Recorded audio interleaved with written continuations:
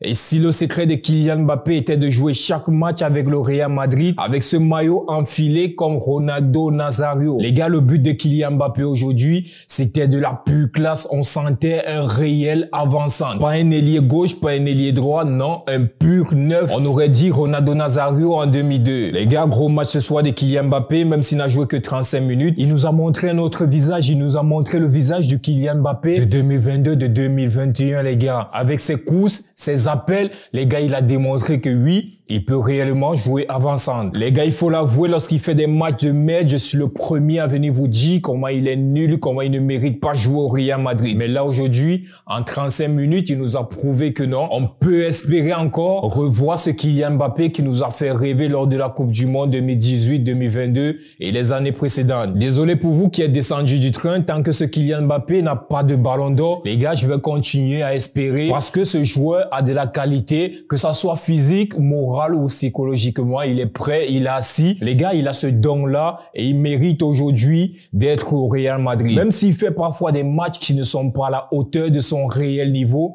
aujourd'hui. Et les gars, ce qui m'énerve le plus, c'est que cette blessure arrive quand Kylian Mbappé commence à retrouver son meilleur niveau. Les gars, aujourd'hui, à part Bellingham, Kylian Mbappé est l'un des meilleurs joueurs sur les 3 derniers matchs du Real Madrid, ça c'est clair. On va aussi souligner le gros début de match de Brahim Diaz. Les gars, ce joueur, c'est une pépite. Il y a un truc, lorsqu'il touche le ballon, les gars, c'est pas pareil. Ça fait longtemps qu'on n'a plus vu ce genre de joueur au Real Madrid avec cette aisance, cette qualité technique. La dernière fois que j'ai vu un joueur me procurer de telles sensations au Real Madrid, c'était lors de la saison 2014-2015. On a fait saison blanche, mais il y avait un joueur qui, par sa finesse technique, nous mettait à l'aise. On va parler de James Rodriguez, Isco, Di Maria, Ozil ou encore Nouri Sahin. Les gars, ceux qui ont vu des matchs du Real Madrid à cette époque-là, vous allez me dire, c'était des joueurs que lorsqu'ils touchaient du ballon, les gars, tu étais comme ça parce qu'ils te procuraient des tels frissons. C'est ce joueur-là qui nous manque actuellement au Real Madrid. On le voit petit à petit avec Arda Güler, mais aussi Brahim Diaz. Mais les gars, Brahim Diaz aujourd'hui, il peut prétendre à une place de titulaire au Real Madrid, notamment quand on sait que Rodrigo aujourd'hui n'est pas au top de sa forme. Le souci avec Rodrigo aujourd'hui, c'est qu'il est entouré de superstars. Et quand tu as un Kylian Mbappé et un Vinicius devant toi, les gars, tu passes derrière. La hiérarchie aujourd'hui, c'est ça au Real Madrid. C'est Kylian, c'est Vinicius. Et ce qui est déplaisant avec Rodrigo, c'est que lorsqu'on lui donne ce petit bout de match, ces petites minutes, il ne nous prouve pas qu'il est assez décisif. Rodrigo, il va te marquer un but aujourd'hui, attendre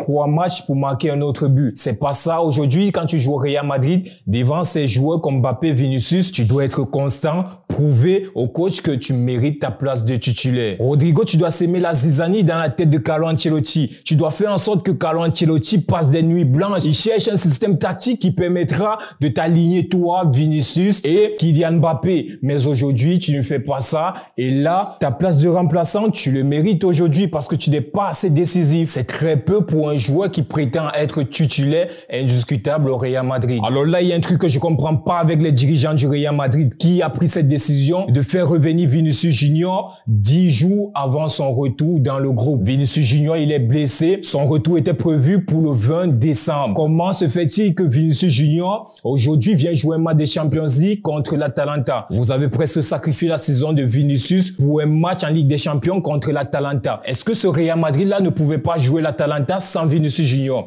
Et en plus de cela, on a vu un Vinicius Junior qui était même pas à 30%. Les gars, ça se voyait qu'il n'était pas en forme dans la course, les appels, il ne faisait aucun effort. Ça servait à quoi de le faire jouer titulaire aujourd'hui? Je préfère que tu mettes Arda Güler à droite, Mbappé à gauche et Endrick en pointe que de jouer avec un Vinicius Junior qui a 25%. Les gars, j'espère que vous avez aimé la vidéo. N'hésitez pas à vous abonner, à liker, à partager. On est là toute la saison pour ces petits débriefs là, on va se régaler. Suivez-moi sur tous mes réseaux que vous allez trouver dans la description. Let's go!